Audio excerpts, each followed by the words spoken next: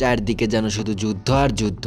এই যুদ্ধের বিষাক্ত বাতাস যেন ভারত বাংলাদেশেও এসে পড়েছে। যে কোনো মুহূর্তে ভারত বাংলাদেশে আক্রমণ করতে পারে, কারণ সাম্প্রতিক সময়ে ভারতের বড় মাথা ব্যথার কারণ হয়ে উঠেছে বাংলাদেশের রাজনৈতিক প্লট পরিবর্তন। বাংলাদেশ আর কারো নিয়ন্ত্রণে নেই, এই কারণে তারা বাংলাদেশ দখলের হুমকি দিয়ে আসতেছে প্রতিনিয়ত। যদিও এগুলো রাজনৈতিক বক্তব্য বলে উড়িয়ে দেওয়া যায়, আসলে যদি ভারত এমনটা করার চিন্তা ভাবনা করে থাকে তাহলে বাংলাদেশের কি পরিস্থিতি হয়ে দাঁড়াবে? বাংলাদেশ কি পারবে পৃথিবীর চতুর্থ বৃহত্তম দেশ ভারতের মুখোমুখি হতে, নাকি নতুন আরেকটি গাজায় পরিণত হবে, নাকি ভারত বাংলাদেশে আক্রমণ করলে নিজেই বিভক্ত হয়ে যাবে, আলাদা হয়ে যাবে সেভেন সিস্টার? আজ চলুন সেই বিশ্লেষণই করা যায়। ভারতের সৈন্যের সংখ্যা প্রায় 13 লাখ, যা চীনের পর দ্বিতীয় সৈন্যের অধিকারী দেশ। কিন্তু ভারতের সেনাবাহিনীর একটি বড় অংশ তাদের অভ্যন্তরীণ নিরাপত্তায় নিয়োজিত আছে। কাশ্মীর, মধ্যপ্রদেশ এবং পূর্ব অঞ্চলের 7টি রাজ্য, যাদেরকে আমরা সেভেন সিস্টার হিসেবে জানি, সেখানকার বিদ্রোহীদের দমন করতে ভারতের সেনাবাহিনীর একটি বড় অংশ সেখানে নিয়োজিত আছে, আর তাদেরকে সেখানে থাকতেই হবে। আর তা না হলে সেভেন সিস্টার সহ আরো কয়েকটি রাজ্য বিভক্ত হয়ে যাওয়ার প্রবল সম্ভাবনা আছে। অন্যদিকে পাকিস্তানি সেনাবাহিনী অ্যাক্টিভ ব্রেজার সবকিছু মিলিয়ে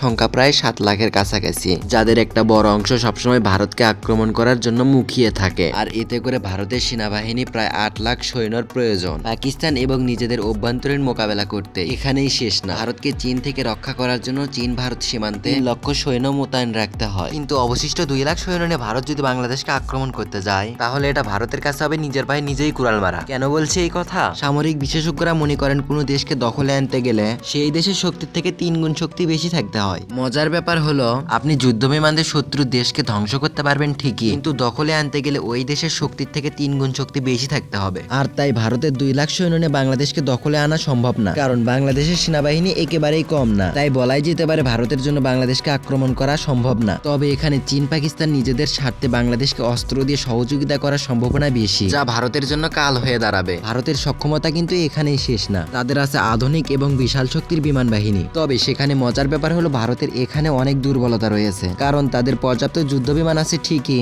কিন্তু লজিস্টিক সহযোগিতা করার সক্ষমতা নেই। ভারতের কাছে আছে মাত্র 10টি হেভিওয়েট পরিবহন বিমান এবং 30টি লজিস্টিক বিমান রয়েছে, অথচ ভারতের মতন বিশাল দেশের সৈন্য এবং রসদ মোতায়েন করতে এই মাত্র কয়েকটি বিমান তাদের কোনো কাজে আসবে না। যেমন 2020 সালে চীনের সংঘর্ষের সময় ভারতের ট্রান্সপোর্ট ফ্লাইটের অভাব স্পষ্ট হয়ে উঠেছিল। বেশ কয়েক সপ্তাহ সময় লেগেছিল ভারতের সৈন্য এবং সরঞ্জাম মোতায়েন করতে। এর ফলে স্পষ্টভাবে বোঝা যায় ভারত বাংলাদেশের সাথে যুদ্ধ করতে আসলে তাদের এই লজিস্টিক বিমান তেমন ভাবে কাজে আসবে না। তবে ভারতের বিমান বাহিনীর কাছে সব মিলিয়ে প্রায় 500টির মতন বিমান রয়েছে। তবে এতে কোনো সন্দেহ নেই এতগুলো বিমান দিয়ে ভারত বাংলাদেশকে ধূলিসাৎ করে দিতে পারবে, কারণ বাংলাদেশের কাছে এমন কোনো শক্তিশালী যুদ্ধ বিমান নেই যা ভারতের ফাইটার জেটের সাথে মোকাবেলা করবে। সেই সাথে নেই কোনো আকাশ প্রতিরক্ষা ব্যবস্থা। তবে এখানেও ভারতের জন্য অনেক বিপদ রয়েছে, কারণ ভারতের অধিকাংশ বিমান কাউন্টার স্ট্রাইক পরিবহন করতে সক্ষম না। ভারতের কাছে রয়েছে 270টা SU-30, এছাড়াও রয়েছে MiG-21 এবং জ্যাগো ফাইটার জেট, কিন্তু এগুলো আধুনিক যুগের বেশ পুরনো মডেল। ভারতের একমাত্র কার্যকরী অ্যাটাক মিশন বিমান হলো মিরাজ 2000 এবং ডাসাইল রাফায়েল যুদ্ধ বিমান, কিন্তু এদের সংখ্যা প্রয়োজনের তুলনায় খুবই কম। তাছাড়া ডাসাইল রাফায়েল যুদ্ধ বিমান বাংলাদেশে ব্যবহার করার কোনো সুযোগ নেই, কারণ ভারতের কাছে মাত্র 36টা রাফায়েল ফাইটার আছে, আর এগুলো চীন এবং পাকিস্তানের জন্য প্রতিনিয়ত ভারতকে এগুলো প্রস্তুত রাখতে হয়।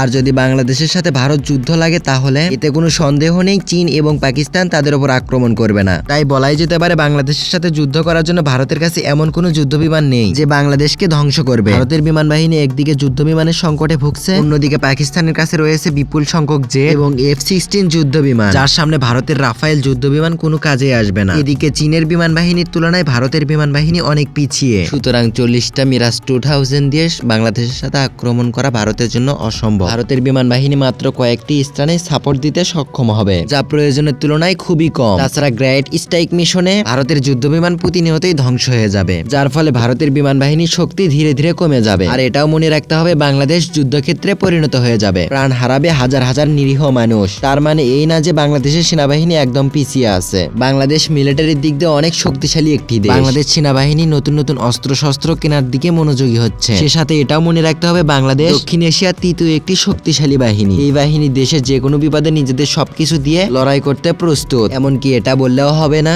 বাংলাদেশ সেনাবাহিনী ভারতের পেশাদারিত্ব এবং দক্ষতার দিক দিয়ে অনেক এগিয়ে। বাংলাদেশ সেনাবাহিনী এখন পর্যন্ত পৃথিবীর 43টি দেশের সঙ্গে যুদ্ধ করার অভিজ্ঞতা লাভ করছে। বিপরীত দিকে ভারতের সেনাবাহিনীর অভিজ্ঞতা আন্তর্জাতিকভাবে খুবই সীমিত। বাংলাদেশ সেনাবাহিনী জাতিসংঘের অধীনে প্রায় অর্ধশতাধিক দেশের সাথে যুদ্ধ করার অভিজ্ঞতা লাভ করেছে। এতে তাদের দক্ষতা এবং অভিজ্ঞতা ভারতীয় সেনাবাহিনীর চেয়ে বেশি বলা যায়। বাংলাদেশ সেনাবাহিনী সেনাবাহিনী নতুন নতুন অস্ত্রশস্ত্র কেনার দিকে অনেক অগ্রসর হচ্ছে, যা বাংলাদেশের নিরাপত্তা অনেক মজবুত করে তুলবে। এমনকি বাংলাদেশ সেনাবাহিনী তুরস্কের কাছ থেকে পৃথিবীর অত্যাধুনিক শক্তিশালী ড্রোন বায়ারাক্তার TB2 কিনেছে, আরো কিছু সংখ্যক কেনার জন্য চুক্তিও করেছে, যার মাত্র 50টা দিয়ে ইউক্রেন রাশিয়ার হাজার হাজার যুদ্ধজন ধ্বংস করেছিল। সেই সাথে বাইরের দেশ থেকে অস্ত্র ক্রয়ের দিক দিয়ে বাংলাদেশ সেনাবাহিনী আরো শক্তিশালী হওয়ার চেষ্টা করতেছে। 2030 সালের মধ্যে সকল অস্ত্র বাংলাদেশ সেনাবাহিনীর বহরে যুক্ত হবে, যা বাংলাদেশকে এক নতুন উচ্চতায় পৌঁছে দেবে। তাছাড়া বাংলাদেশের কৌশলগত সেনাবাহিনীর শক্তি বৃদ্ধি করতে সবচাইতে গুরুত্বপূর্ণ পদক্ষেপের মধ্যে একটি হলো MPBS ট্যাঙ্ক। সম্প্রতি বাংলাদেশ চীন থেকে এরকম 54টি ট্যাঙ্ক অর্ডার করেছে, যেগুলো পানির উপরে এবং মাটিতেও চলতে পারে। এই ট্যাঙ্কগুলো দুই জায়গাতেই চলতে পারে, আর এগুলো এমন ভাবে তৈরি করা হয়েছে